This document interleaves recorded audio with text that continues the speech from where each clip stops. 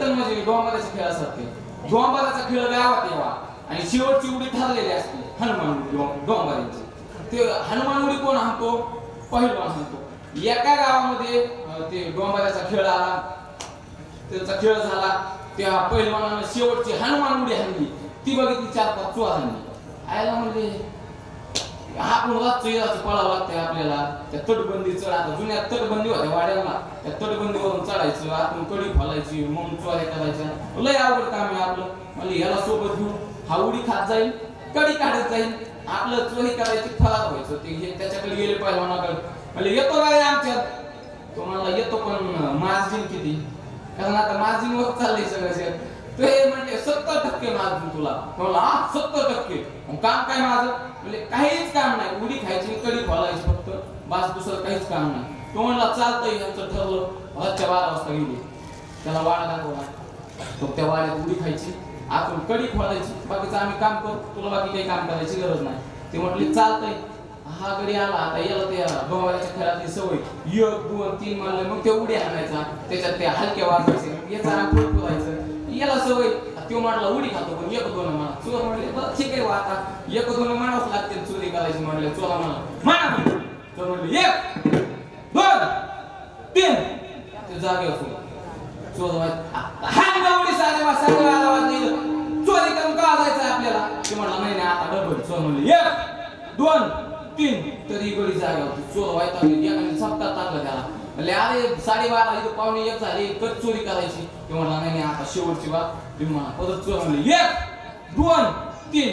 तरी ती जागे अशी चोर व्हायचा. त्यांनी चोरांना हात जोडले, म्हणला एकदा शेवटचे 1, 2 म्हणा 100% उडी हाणतो. त्या शेजारी उभा केला, सगळ्यांनी असा रिंगणात घेतला. म्हणले आता जर उडी नाही खाल्ली तर तुझं काही खरं नाही. तो पहिलवान रिंगणात घेतला चोरांनी. चोर म्हणले 1, 2, 3. तरी तो जागेवर. आता एक चोर झपका टाकायला लागला. तो म्हणला 1, 2 मानतात तुम्ही, पण वाजवा ना थोडं, वाजल्याशिवाय अंग फुरफुरतच नाही. चोर म्हणले अरे रातच्या 12 वाजता वाजल्यावर झोपलेला आपल्याला वाजते ना. नियोजन साधलं का? नियोजन बिघडलं. एकदा नियोजन बिघडलं का महाराज थाराच लागत. अजून सोपं सांगू का?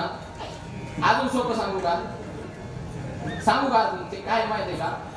मी भुईमुग माहितीये तुम्हाला? भुईमुग माहितीये ना? त्याला खाली शेंगा येतात. काय झालं की ते 3-4 दिवसापूर्वी वाघोलीत कीर्तन केलं. एकाला म्हटलं दूध कोण देतं? तो म्हणला दूधवाला भैया. आता त्याचं काही चुकत नाही. 7 वाजता गेलो असते, दूधवाला येतो. दूध कोण देतं? दूधवाला भैया. आपल्या ग्रामीण भागात तसं नाही. शेंगा कुठे येतात? भुईमुगाला खाली. ते लॉकडाऊन पडलं महाराज. लॉकडाऊन म्हणजे माहिती लॉकडाऊन? बोंबलत फिरायचं त्याला लॉकडाऊन. नाही घरात बसा म्हणत होती. बोंबलत नाही. मी तिकडं तामगावला कीर्तनाला होतो. रात्रीच तो बाबा आला टीव्हीवर, त्यानं ते थाळ्या वाजवल्या. म्हणलं आता घरात बसायचं, घराच्या बाहेरच निघायचं. मी वैतागलो 2 महिने त्यांच्याच घरी. मग मी आपलं पाय मोकळा करायला रानात जायचो. आणि त्यांच्या शेजारी 7 किलो भुईमुग प्यायला. पण भुईमुग पाण्याला मिळाला. 7 किलो प्यायला पण पाण्याला मिळाला. त्याला झालं एकच ठिक.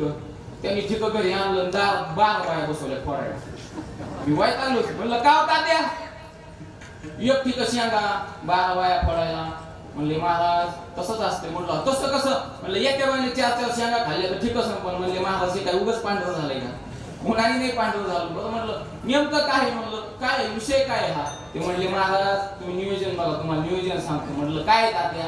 ते म्हणले महाराज तुमचं खरं आहे ना, 7 किलो भुईमुग प्यायला, तो पाण्याला मिळाला. मला एकच ठिक झालं, मी 12 बाया फोडायला बसवल्या. पण महाराज तुम्ही नीट बघा, एका पण बाईच्या तोंडामध्ये दात नाही, सगळ्या सुताराच वाटत पितात. नियोजन साधलं महाराज. एक ठिक शेंगा 12 बाय, एक तरी शेंग गेली गोयाला. मी युवच एका म्हातारी म्हणलं का वाका खाणं 2-4 शेंगा. म्हातारी म्हणली काय महाराज कसं खावं? खाल्लं तसंच यायला. महाराज नियोजन साधलं. तसं सप्ताह एवढं गोड नियोजन साधले महाराज. हे असे मंडळी भेटतच नाही. आम्हाला भेटतच नाही असे म्हणणारे. असे असले का ग्रुप येतो. आज महाराजांनी आपल्याला सांगितलं सत्य साच खरे नाम. महाराजांना विचारायचं महाराज तुम्ही का म्हणून सांगता देवाचं नाव सत्य साच खरंय? आम्हाला काही या जगात दुसरं कोणी सांगणार आहे का नाही? तर या जगामध्ये सांगणारे भरपूर आहेत, पण खरं कोण कोणाला सांगत नाही. पहिला वर्ग आहे जीव, दुसरा वर्ग आहे देव, आणि तिसरी जात आहे साधूची. हेच आपल्याला सांगण्याकरता येतात पण कोणीच यातलं खरं सांगत नाही फक्त खरं सांगते ते साधू मला सांगा जीव जीवाला खरं सांगतो का बोला की सांगतो का अजिबात सांगत नाही व्यवसाय कोणता टाकला ते सांगत पण व्यवसायातले वाकावे नाही सांगत कोण कोणाला धंदा कोणता टाकला सांगत पण व्यवसायातले बात अजिबात कोण कोणाला सांगत नाही म्हणजे जीव जीवाला खरं सांगतो का तुम्हाला कळतंय का माता मावळ्यानं सोपं करू तुमच्यासाठी अजून थोडं जीव जीवाला खरं सांगतो का माणूस माणसाला कधीच खरं सांगत नाही पण तुमच्यासाठी थोडं अजून बारीक सांगतो मला सांगा ते टीव्हीवर फॅन लवलीची जाहिरात येते काय येते ते काय म्हणते फॅन लवली 8 दिवस का फिरवून लावली काळा माणूस कसा होतो हा काळा माणूस किती दिवस लावले 8 दिवस लावली की काळा माणूस गोरा होतो आता ते म्हणले 8 दिवस लावले काळा माणूस गोरा होतो आता आमच्या मित्राने काय केलं एक म्हैस घेतली म्हशीपेक्षा कोण काढ म्हणलं हे म्हणले ना 8 दिवस लावायचं त्याने 1 महिनाभर लावली किती फॅन लावली त्या म्हशीला त्याने 1 महिनाभर लावली मग म्हैस कशी दिसणार महिन्यानंतर काय बोलता काहीच कस काय बारीक बोलू का अजून बऱ्याच म्हशीला कळत नाही